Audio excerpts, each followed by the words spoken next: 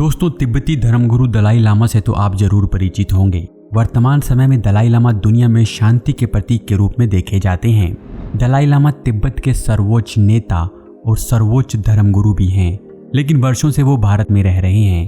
तो क्या कभी आपने जानने की कोशिश की है कि आखिर ऐसा क्या हुआ कि इतने बड़े नेता और धर्मगुरु दलाई लामा को अपना देश छोड़कर भारत आना पड़ा? और दोस्तों, क्या आप दलाई लामा का असली नाम जानते हैं?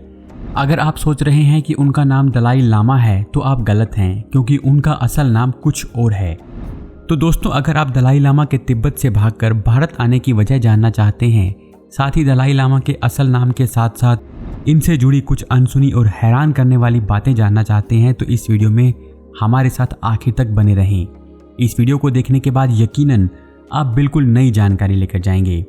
लेकिन वीडियो में आगे बढ़ने से पहले आपसे रिक्वेस्ट है कि अगर आपने इस चैनल को अभी तक सब्सक्राइब नहीं किया है तो तुरंत सब्सक्राइब कर लें और बेल आइकन को जरूर दबा दें। चलिए वीडियो में आगे बढ़ते हैं। दोस्तों, आप और दुनिया जिसे दलाई लामा के नाम से जानती है, असल में दलाई लामा उनका नाम नहीं बल्कि उनके पद का नाम है।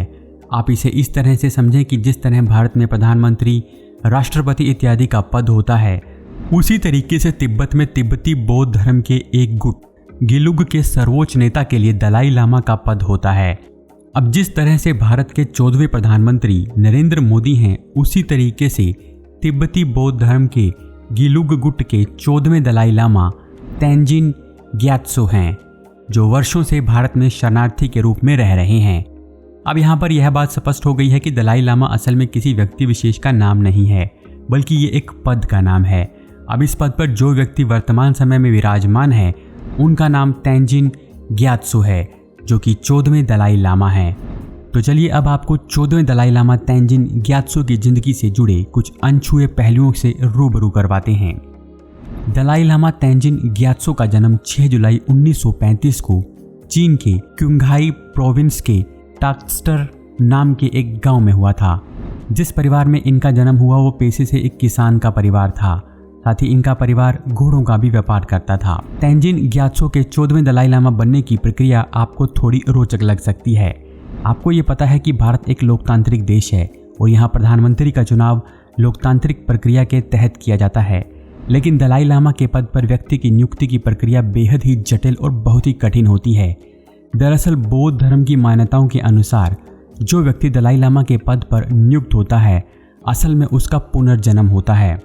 वह व्यक्ति पिछले जन्म में भी दलाई लामा ही होता है। इसीलिए जब इनका पुनर्जन्म होता है तो बौद्ध धर्म के धर्म गुरुओं को अगले दलाई लामा को चुनने के लिए संबंधित सपने और निशानियां दिखने लगती हैं, जिसके आधार पर दलाई लामा की खोज शुरू की जाती है और फिर काफ़ी लंबी और कठिन प्रक्रिया के बाद किसी को दलाई लामा बनाया जाता है। आपको ये जानकर हैरानी होगी कि जब तेंजिन ग्यात्सो सिर्फ 2 साल के थे, तभी बौद्ध धर्म के धर्म गुरुओं ने यह पहचान लिया था कि यही इनके 14वें दलाई लामा हो सकते हैं। कोई बच्चा असल में दलाई लामा का वंशज है या नहीं, इस बात का पता लगाने के लिए पूर्व के दलाई लामा से जुड़ी वस्तुएं बच्चे को दिखाई जाती हैं।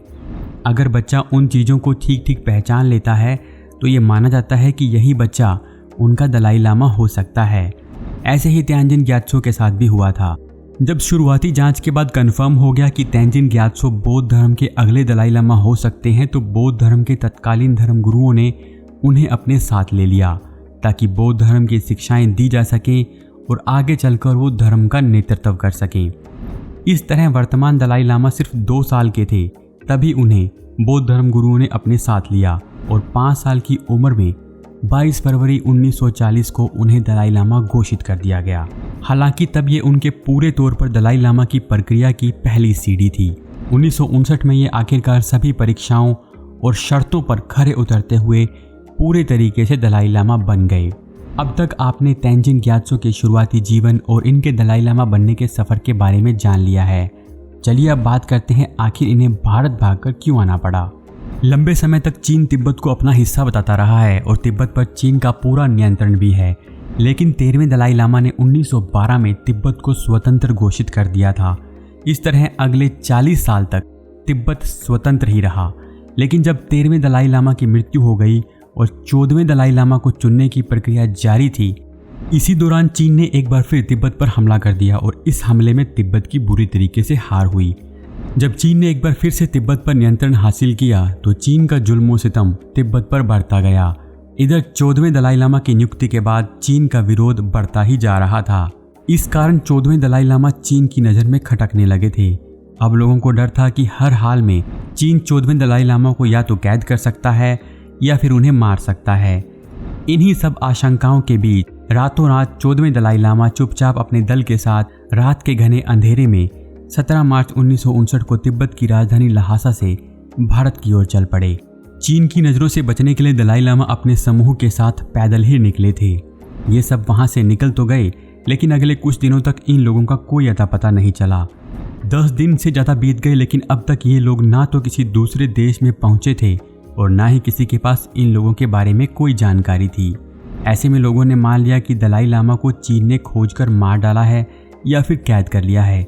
लेकिन दुनिया उस समय हैरान रह गई जब 15वें दिन दलाई लामा अपने पूरे समूह के साथ 31 मार्च 1959 को भारत की धरती पर पहुंच गए। बाद में पता चला कि यह पूरा समूह चीन की नज़रों से बचने के लिए सिर्फ रात के अंधेरे में सफ़र किया करता था। ये लोग हिमालय पहाड़ को पार करते हुए कई जंगलों और वीरानों से होते हुए भारत पहुंचने में कामयाब हुए थे। जैसे ही दलाई लामा के भारत पहुंचने की खबर चीन को लगी, चीन बौखला उठा और वो भारत पर दबाव बनाने लगा कि तुरंत दलाई लामा को चीन के हवाले करें। लेकिन भारत ने ऐसा करने से इनकार कर दिया।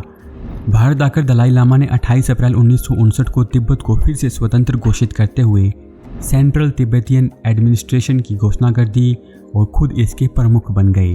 भारत आने के बाद से ही दलाई लामा यहीं से धर्म का प्रचार प्रसार कर रहे हैं। भारत और चीन के बीच रिश्ते में खटास आने की बहुत बड़ी वजह भारत द्वारा दलाई लामा को शरण देना भी है।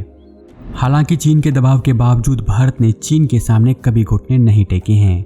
भारत में रहते हुए दलाई लामा ने तिब्बत में शांति स्थापित करने के लिए काफ़ी काम किया है। यही वजह रही कि दलाई लामा को 1989 में शांति का नोबेल प्राइज़ भी दिया गया है। दोस्तों, भारत ने दलाई लामा को भारत से नहीं निकालकर और चीन के हवाले नहीं करके सही किया या गलत, आप हमें कमेंट बॉक्स में ज़रूर बताएं। साथ ही अगर आपको वीडियो पसंद आया तो वीडियो को लाइक और शेयर ज़रूर करें। धन्यवाद।